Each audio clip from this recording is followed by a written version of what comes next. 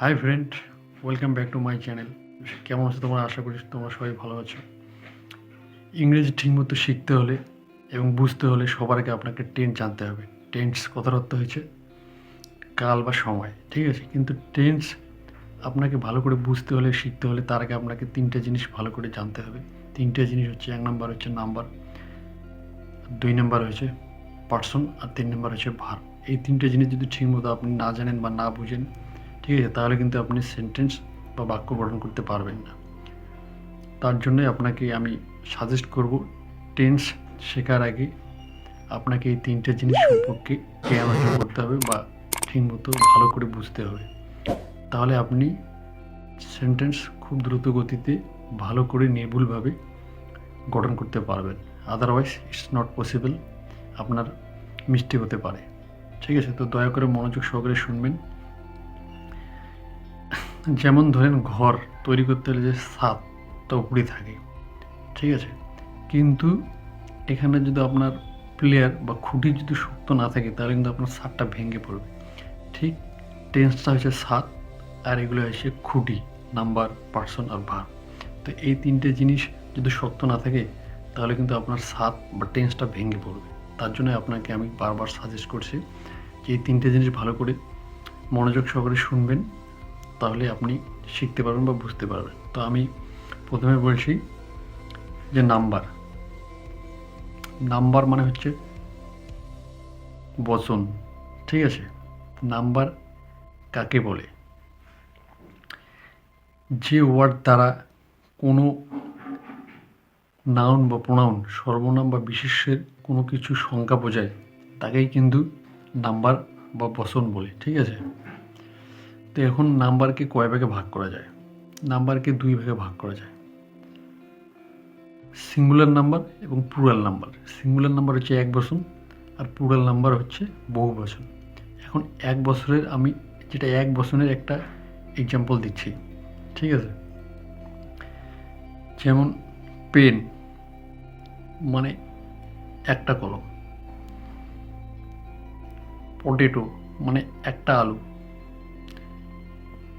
Glass মানে একটা glass, cup মানে একটা কাপ। তো এই রকমের কোনো কিছু সংখ্যা যদি একটা বোঝায় বা কোনো কিছু বস্তুকে যদি বুক, এই বুক মানে একটা বই, তাহলে আপনি বুঝবেন বা ধরে নেবেন এটা হচ্ছে এক বচন। আর প্লুরাল নাম্বার মানে বহু বচন, যদি বলে বুকস তাহলে বইগুলা, পটেটোস, ঠিক আছে? পটেটো থেকে, পটেটো ছিল হচ্ছে তোমার সিঙ্গুলার নাম্বার, আর এখানে পটেটোস লাস্টে ওয়ার্ডের সাথে ইয়ের যোগ করে প্লুরাল করা হয়েছে, তো এখানে পটেটোস হয়ে গেল, ঠিক আছে? তো এটা হচ্ছে প্লুরাল। কিন্তু সবসময় মনে রাখবেন, সিঙ্গুলার থেকে প্লুরাল করার অনেকগুলো নিয়ম আছে। কোনো কোনো ক্ষেত্রে ওয়ার্ডের শেষে এস কিংবা এস যোগ করে প্লুরাল করা হয়। এন যোগ করে প্লুরাল করা হয়। যদি ওয়ার্ডের শেষে ওয়াই থাকে তো ওয়াই এর পরিবর্তে, কিন্তু ওয়াই এর সামনে যদি কনসোনেন্ট থাকে তাহলে ওয়াই এর পরিবর্তে আই এর যোগ করে প্লুরাল করা হয়, ঠিক আছে? বাক্যে ওয়ার্ডের শেষে যদি এফ কিংবা ইএফ থাকে তাহলে ইএফ এবং ইর পরিবর্তে ভি বসিয়ে প্লুরাল করা হয়। তো এইরকম অনেকগুলো আরও অনেক রিজন আছে, অনেক কারণ আছে, সিঙ্গুলার থেকে প্লুরাল করার অনেক নিয়ম আছে, ঠিক আছে? তো আমি দুই একটা এক্সাম্পল দিচ্ছি, মনোযোগ সহকারে শুনবেন।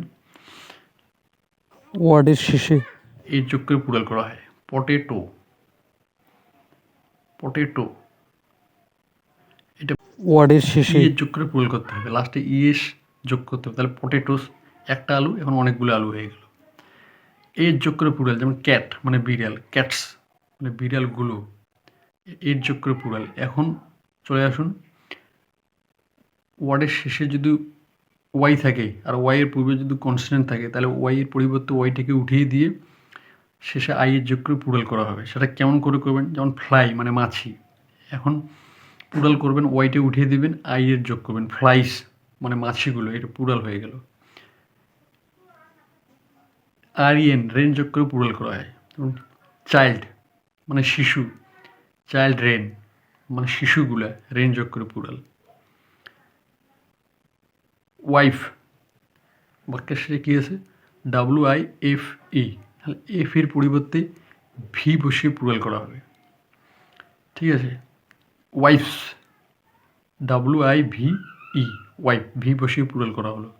ঠিক আছে, তো এই রকমের কোনো সময় ওয়ার্ডের ভায়োলের পরিবর্তন ঘটিয়েও প্লুরাল করা যায়। যেমন টুথ মানে দাঁত, TOOTS, টুথ মানে দাঁত। এখন দেখুন এখানে মাঝখানে যে দুইটা ভায়োল আছে ও, এই দুইটা ও এর পরিবর্তে EE হবে, টিথ মানে দাঁতগুলো। তো এইরকম অনেক নিয়ম আছে, বললে ভিডিও লম্বা হয়ে যাবে। তো আশা করি বুঝে গেছেন নাম্বার কাকে বলে।